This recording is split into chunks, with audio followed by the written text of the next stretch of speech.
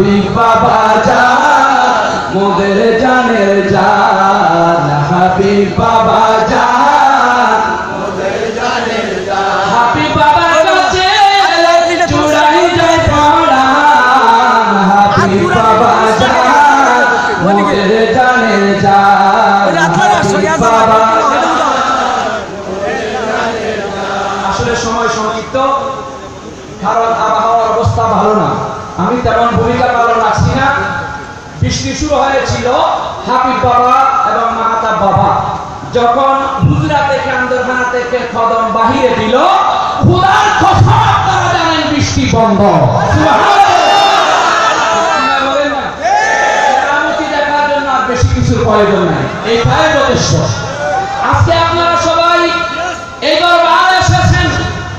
এটা আপনারা হেমাসেনা মনে করবেন না এই দরবার হলো আটলান্টিক একটা বিশাল মহাসাগর আর জোরে বলেন না ঠিক কিনা মহাসাগরে হাজার হাজার প্রাণী অনুপ্রাণী থাকে ঠিক কিনা আজকের এই মহাসাগরে অনেক অনেক মানুষ এসেছেন বুঝতে ভুল বুঝবেন না পরে বুঝবেন ইনশাআল্লাহ কেউ আসছেন জাহান্নামী কেউ আসছেন সোর কেউ আসছেন বদকা ঠিক কিনা বলে কিন্তু এই দরবার গৌসুল আজম দরবারের যখন আমরা ওনাদের কাছে সামনে এসে বসছি এখন আমরা জাহান্নামী নাই জান্নাতি হয়ে গেলাম এখন আর আমরা বদকার নাই নেককার হয়ে গেলাম এখন আমরা সুর নাই আব্দার হয়ে গেলাম আর চিৎকার দিয়ে বলেন না সুবহানাল্লাহ এটা বুখারী শরীফের হাদিস ইন্না বনি ইসরাঈলা রাজুলুন قتل 99 إنسانا ثم خرج يسأل فأتى راهبا فقال له هل توبة قال لا فسأله فقال أعط قرية كذا أو كذا فأدركه الموت فاقتسمت فيه ملائكة الرحمة وملائكة العذاب جل سبحان الله একজন মানুষ 99 জন মানুষকে হত্যা করেছে এটা বলে শেষ করে 99 জন মানুষকে যখন হত্যা করলো তার অন্তরের মধ্যে আল্লাহর ভয় ঢুকে গেল যে আমার কোনো হয়তো মাফ হতে পারে না তখন একজন 2 নম্বরই হুজুরের কাছে গেল যারা বলি আল্লাহ মান্না গৌসুল আজম ভান্ডারীকে মানে না তারা কয় নাম্বার হুজুর 2 নম্বর হুজুরের কাছে গেল সুম্মা ইয়া খারাজা ফাসআলাহু তার কাছে বের হয়ে গিয়ে প্রশ্ন করলো ফাকালা লাহু হাল তাওবাতুন আমার কি কোনো তওবার রাস্তা আছে 2 নম্বর হুজুর তো নি মানে না নবী মানে না তিন ধর্মই মানে না 2 নম্বরই হুজুর বলল ফাকালা তোমার কোনো তওবা কবুল নাই আল্লাহর দরবারে ফাকাতালাহু ওই বান্দা তাকেও হত্যা করে দিল বরাবর 100 টি হত্যা পুরায়া দিল কয়টি হত্যা করলো 100 ফাকালা রাজুল আরেক ব্যক্তির কাছে গেল বললেন হুজুর আমার কোনো মাপ আছে কিনা ওই হুজুর বলল মাপ আছে হুজুর কিভাবে মাপ হবে ফাকালা রাজুল ইতে করিয়াতান কাজা আও কাজা ওই যে একজন আল্লাহর ওলির দরবার আল্লাহর ওলির মাজার দেখা যাচ্ছে সেখানে যাও সে আল্লাহর ওলির উসিলায় আমার আল্লাহ চাহে তো তোমার 100 হত্যার গুনাহ মাফ করে দিতে পারে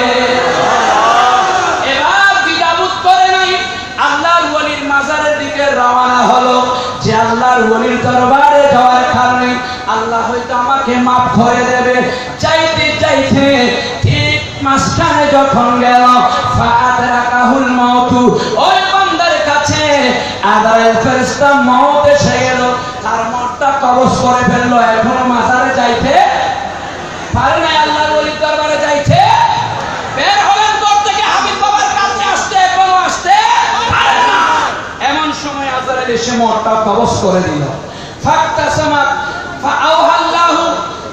আল্লাহ রাব্বুল আলামিন জিবরাইলকে পাঠালেন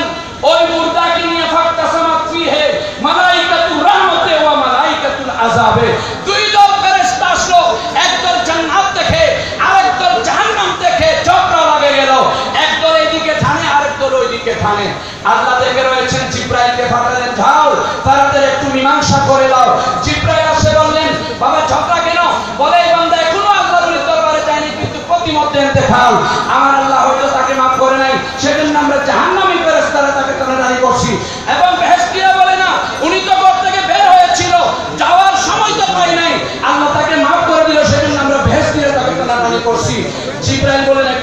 দাও, যেখান থেকে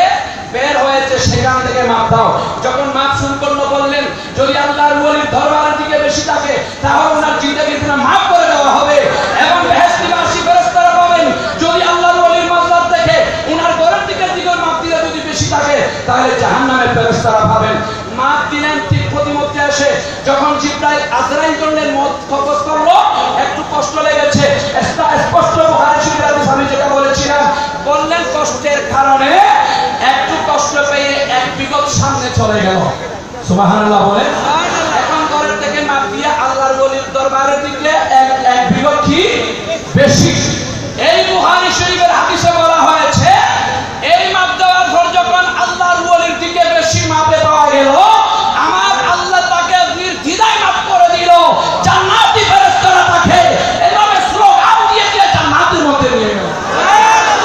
তাই আজকে সংক্ষিপ্ত আকারে বলার তেমন সময় সুযোগ নাই, আজকে আওলাদে পাকের সামনে বলার তেমন ক্যাপাসিটি যোগ্যতাও নাই। আমি সেজন্য বলেছিলাম আপনারা আসছেন জাহান্নামী হয়ে, কিন্তু আল্লাহর ওলির সামনে বসে, হাবিব বাবার সামনে বসে আপনারা এখন আর জাহান্নামী নাই, আপনারা হয়ে গিয়েছেন জান্নাতি। জোরে বলেন সুবহানাল্লাহ। কেউ চিনতেছে, কেউ চিনতেছে না, ঠিক কিনা বলেন? কেন চিনলি না রে মন, কেন চিনলি না রে মন, আমার গৌসুল আজমে মাঝি ভান্ডারি মাওলানা কে মন, কেন চিনলি না রে মন, কেন চিনলি না রে মন, আমার গৌসুল আজম নয় রূপিয়া কারিল, চলে জগতে মাতাইল, নয় রূপিয়া কারিল, চলে জগতে মাতাইল, নর নারী হুর ফেরেশতা পেতে ভগবান, কেন চিনলি না রে মন, আমার হাবিব বাবা, জুড়ে বলেন আমার হাবিব বাবা মাঝি ভান্ডারি,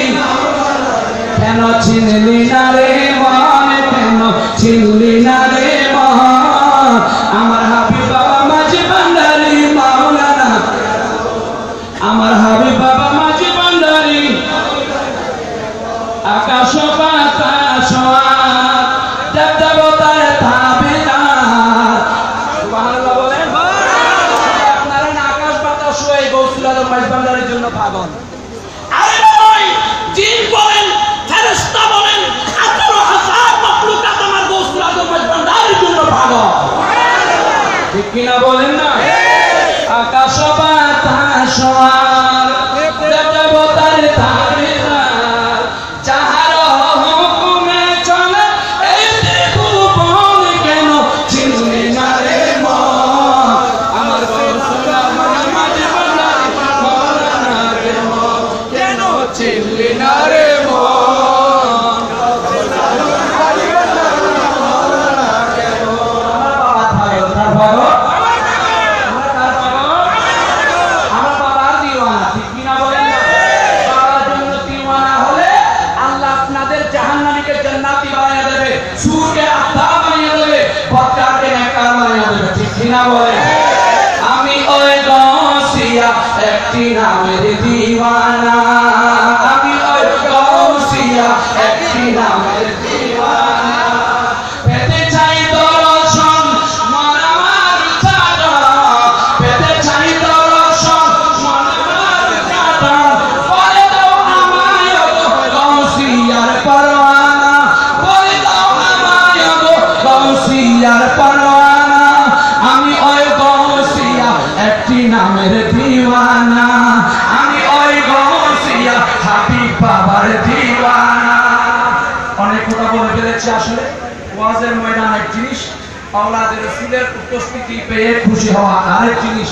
প্রত্যেকের প্রয়োজন কিছু কিছু বলার, তাই আমি প্রত্যেকের সুযোগ দেওয়ার দরকার, কারণ আমার বাড়ি বাবাদের কাছে, ফটিকছড়িবাসী আমি, তাই আমার সময়টা নষ্ট না করে দূর দূরান্ত থেকে যারা আসছেন তাদের সময়টাকে আমরা গুরুত্ব মনে করে সবাই পাগল হিসেবে সবাইকে সুযোগ দেওয়ার জন্য আমি আর দীর্ঘায়িত না করে আপনাদেরকে অনুরোধ জানাচ্ছি যেন বাবাজানের দিকে দেখেন, বাবাজানের চেহারা দেখলেও সব উঠে যাবে। আল্লাহ রাব্বুল আলামিন পরিচয় বরকত হাসিল করার তৌফিক দান করুন, আমিন। ওয়া আখির দাওয়ানা আলহামদুলিল্লাহি রাব্বিল আলামিন। আসসালামু আলাইকুম ওয়া রাহমাতুল্লাহ।